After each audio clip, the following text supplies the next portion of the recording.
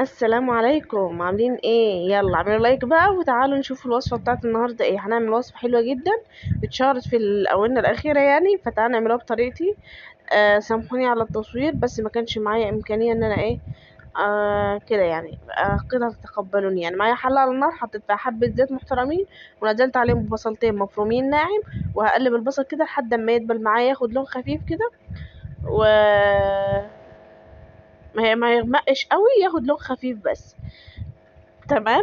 الوصفة دي سهلة جدا ولذيذة جدا، تنفع معاك في غدا، تنفع معاك في عزومة، ويعني أكلة الحالة الواحدة، إنجاز مع بعض وإنجاز يعني. زي ما انتم شايفين، البصل بتاعي حطيته مكعبات صغيرة عشان ما يبانش في الأكلة بتاعتي، لأن الأكلة بتاعتي فيها رز، فمش عاوزين ايه الدنيا يعني الحتة تبقى كبيرة يعني فتبان فتضايقنا في الأكل. تمام. تمام. اعملوا لايك للفيديو بالله عليكم عشان القناة تحقق الشروط بقى. طولت قوي. اعملوا لايك وشجعوني بالله عليكم. بس البصل بتاعي يدبل زي ما انتم شايفين كده اهو، بقلبه كل شويه عشان انا عاوزاه ينزل الميه بتاعته دي فيه، مش سايباه عشان ما فيش شويه ياخدوا لون وشويه تانيين، لا. اهو زي الفل. الوصفه دي حلوه جدا، هتجربيها وهتعجبك باذن الله. خلاص البصل بتاعي دبل خالص اهو. يلا بقى ننزل عليه بالفراخ بتاعتنا، فراخ او لحمه اللي تحبيه، طريقتين واحده. هنزل بقى بالفراخ بتاعتي، وراك، دبابيس، صدور، أجنحة، أي حاجة عندك من ريحة الفراخ حطيها، مفيش مشكلة. فراخ بيضة، فراخ بلدي، فراخ ساسو، الاتنين حلوين يعني. قصدي يعني كل الأنواع حلوة. تمام. أهو قلبيهم بقى، أحطهم بقى، ولما تحمر هنقلهم على الجنب التاني.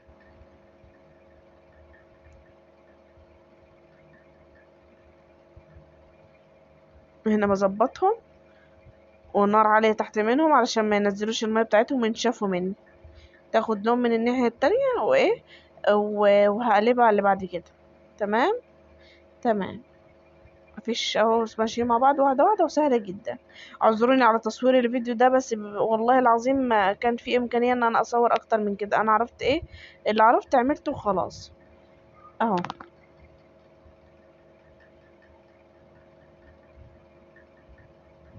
هي بتغيب شوية في الاول لما تاخد لون. تعالوا يلا نشوفها بعد ما اخدت لون بقى. تعالوا بقى كده، خدت اللون من ناحيتين يعني. هنزل عليهم بطماطم مضروبة في الخلاط اهو، زي ما انتم شايفين بوريكم الالوان، والبصل كمان لونه احمر جامد. هنزل عليهم بطماطم، هنزل عليهم بطماطم مضروبة في الخلاط. شايفين لون البصل غامق ازاي؟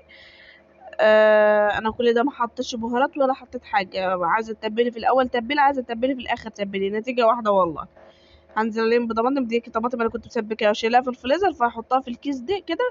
ولما تفك ان شاء الله باذن الله، هنزل بقى بالبهارات بتاعتي، بهارات الكبسة وملح، معلقتين كبار بهارات كبسة، وهنزل بالملح، الملح اللي هيملح الاكلة بتاعتي.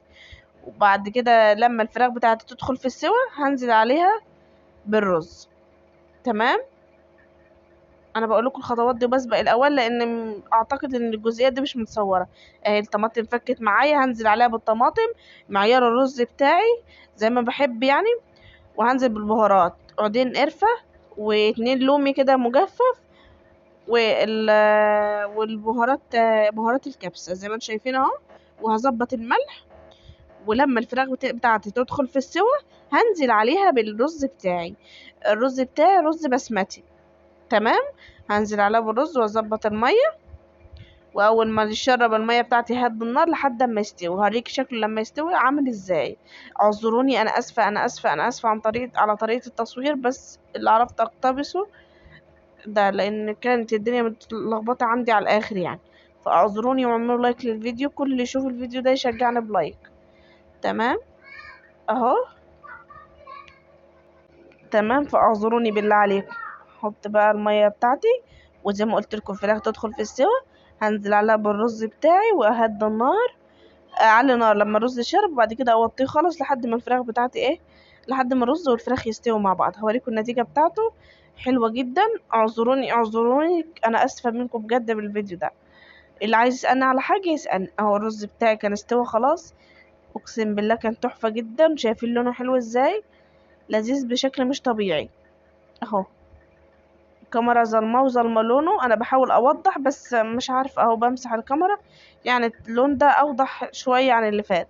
يا رب الفيديو يعجبكم يا رب يا رب، واعذروني واشوفكم فيديو جديد. مع السلامة.